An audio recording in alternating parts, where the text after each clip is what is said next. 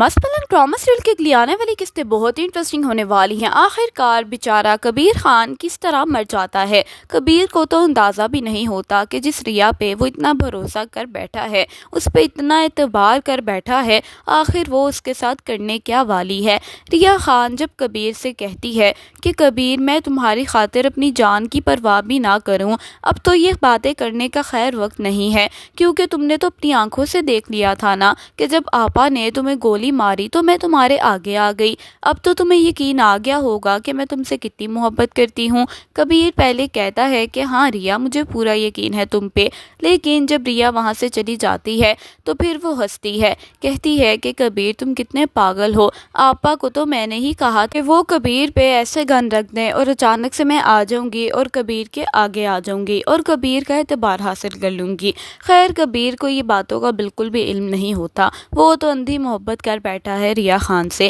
कहता है कि रिया मैं तुम पे बहुत ज़्यादा मरने लगा हूँ, ये ना हो कि तुम कहीं मुझे वाकई ही मार दो, क्योंकि महाबीना ने कबीर को बुलाया अपने पास और एक एक बात समझाई।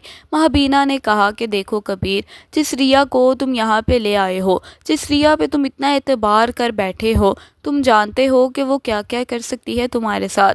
कबीर कहता है कि महाबीना ये आप क्या कह रही हैं, वो मेरे साथ क्या करेगी। फिर महाबीना बताती है, कहती है रिया की जो बहन आसमा है उसने भी हमारे साथ यही किया था। पहले मुबीन को अपनी मोहब्बत में फंसाया था, फिर जब मेरा बेटा मुबीन उसके प्यार में पागल हो गया फिर उससे शादी करने का वादा कर बैठी थी, और जब इन दोनों की शादी हो गई थी फिर आसमा ने वाजिद जो हमारा ड्राइवर हुआ करता था उसके साथ मिलके मुबीन को जलील और रुसवा करवा दिया, क्योंकि वो जानती थी कि मुबीन का यहाँ पे बहुत नाम है और सब मुबीन पे बहुत एतबार करते हैं, सब मुबीन से बहुत प्यार करते हैं।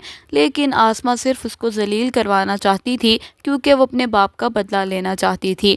देखो कबीर बेटा, तुम एक बात याद रखना कि तुम कातिल हो रिया के बाप के, और वो तुम्हें इतनी आसानी से अगर माफ़ कर गई है तो दाल में कुछ काला है। कबीर भी सोच में पड़ जाता है, कहता है कि नहीं महाबीना, वो मुझसे बहुत प्यार करती है।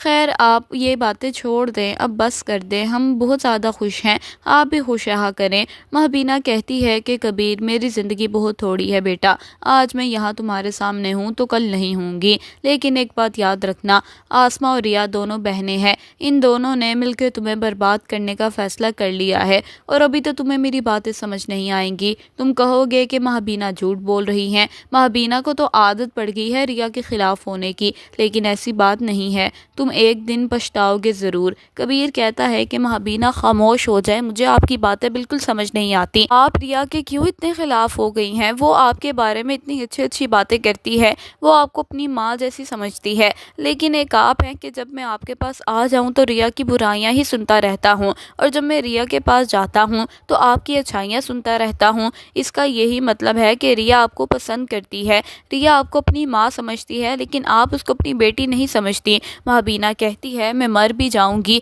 लेकिन रिया को अपनी बेटी कभी नहीं समझूंगी। एक बात तुम मेरी लिख लो, मैं चाहे मर जाऊं या जिंदा रहूं तुम्हें पछताना पड़ेगा, जिस रिया पे एतबार कर रहे हो वो ही तुम्हें धोखा देगी। कबीर खान कबीर कहता है कि ठीक है महाबीना, अगर उसने धोखा दिया तो फिर मैं उसकी जान भी ले लूंगा। बाहर खड़ी रिया हर एक बात सुन रही होती है, कहती है कि देखो कबीर, तुम्हारी महाबीना तुम्हारे कान भरती रहती हैं, उन्होंने मेरे खिलाफ करके रखा हुआ है तुम्हें। खैर रिया बाहर आती है, कहती है कि महाबीना आपके साथ मसला क्या है, कबीर को आप क्यों मेरे खिलाफ करती रहती हैं, जबकि आप जानती हैं कि मैं वैसी नहीं हूँ और ना ही आसमा आपा ने जो किया है मैं करूँगी, सब कुछ मुझे पता है, लेकिन आप भी बाज आ जाएं, ये ना हो मैं आपको मार दूँ।